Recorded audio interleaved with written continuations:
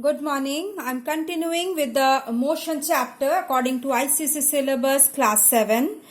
I was discussing about the motion, different types of motion. I'll now come to the examples of the different types of motions.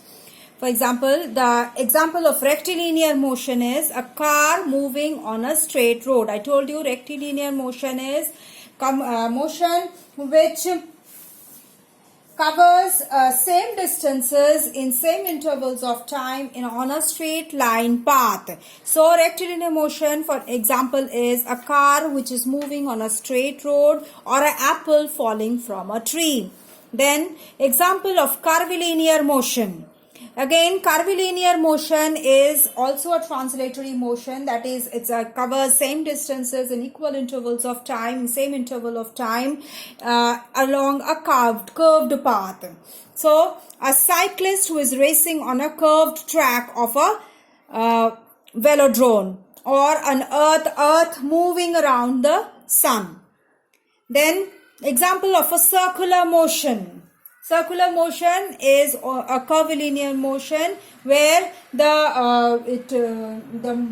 the object moves on a fixed point, around a fixed point in a circular path.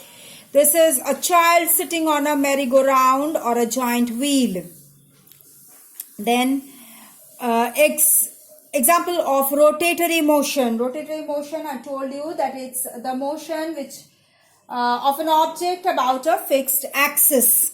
For example, a moving fan or a spinning top. Even the Earth's rotation is also a rotatory motion. Example of oscillatory motion. Oscillatory motion, I told you that it's the moving of the whole body to and fro about a mean position. So it's a swing in motion. A swing when the child swings in a garden or something. So that swing, which when it moves to and fro, that is an oscillatory motion. A swinging of a pendulum on a wall clock, that is also an oscillatory motion. Example of vibratory motion. It's the motion where some parts of the body moves to and fro, like the guitar strings of the guitar when plucked. Then motion of the prongs of the tuning fork when hit. So these are the most vibratory motion. Motion of periodic, example of periodic motion. Periodic motion is a motion which repeats itself after regular intervals of time.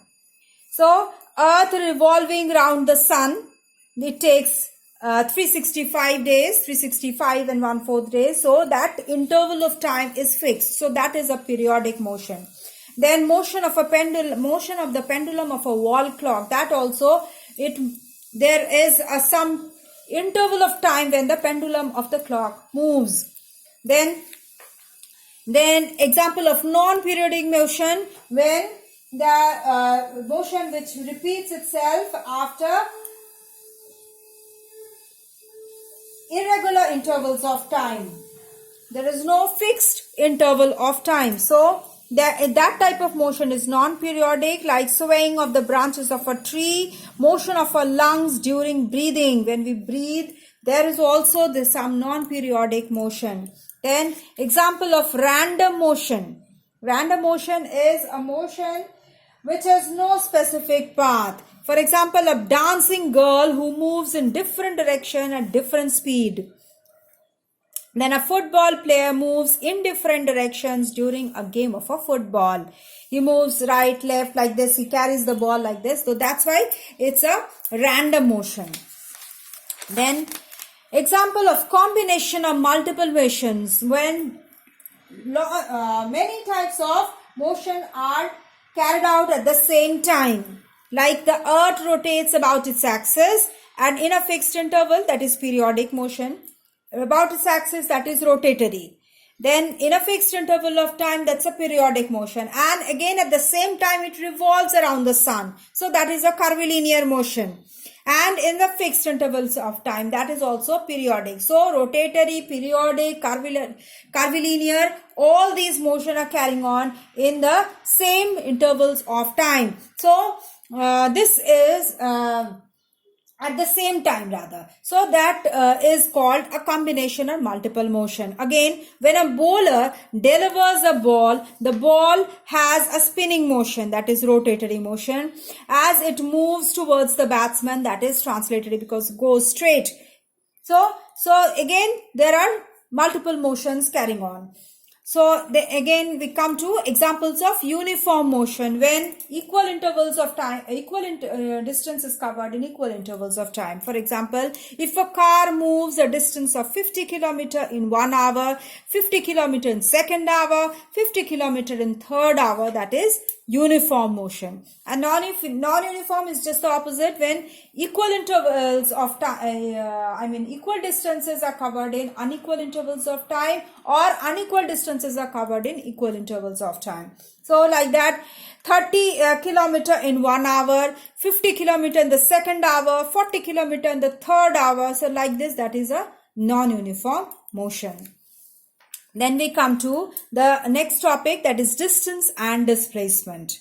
So what is distance? The body is in motion if position changes with time, that is, we know.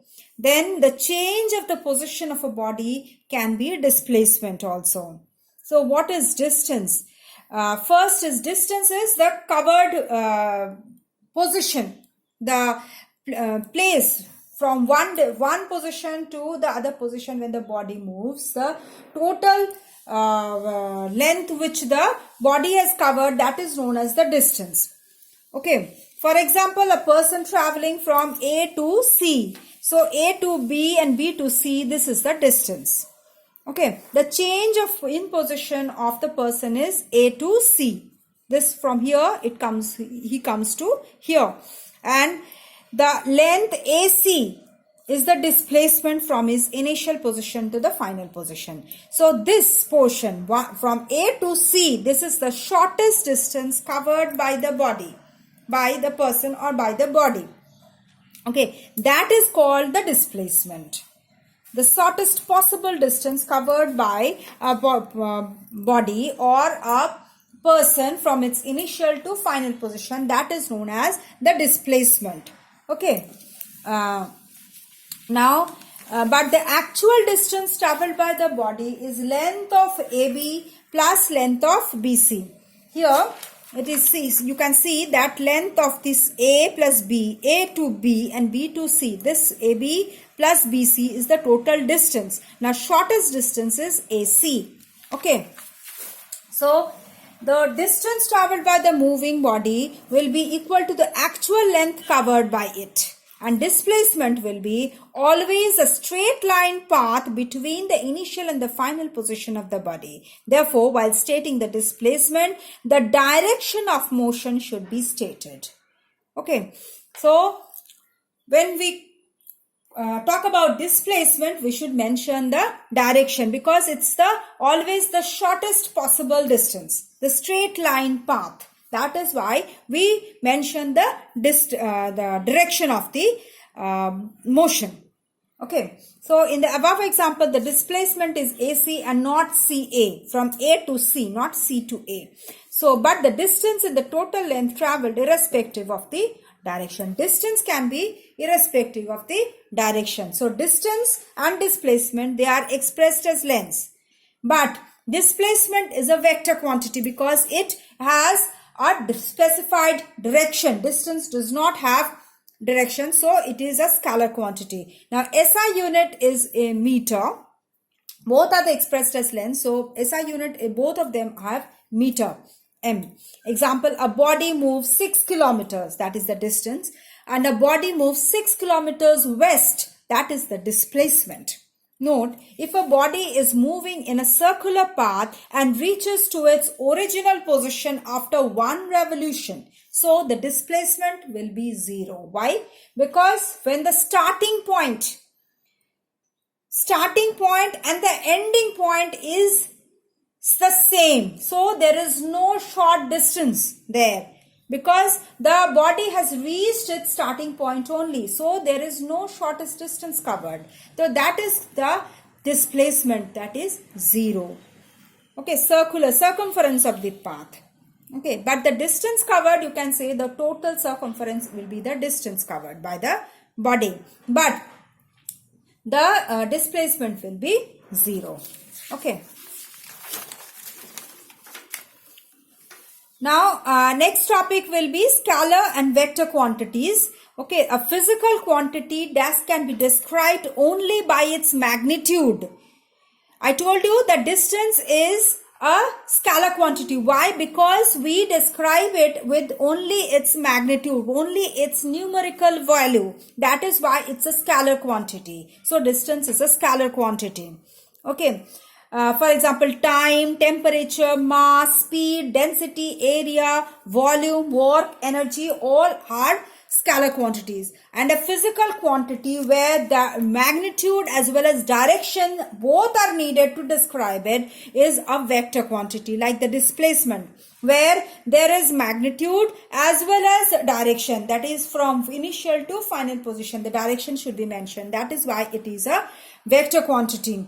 For other examples are like velocity, acceleration, force, weight. These all have the direction to be mentioned. So these are vector quantities. Okay, I stop here. I'll continue with the next in the next video, the rest of the chapter. Please go through these two videos, and if you have any doubt, please let me know. Write in the comment box. And if you like the video, press the like button. And if you are a new viewer to this to my channel, please do subscribe so that you can get the notification of my next video. Thank you.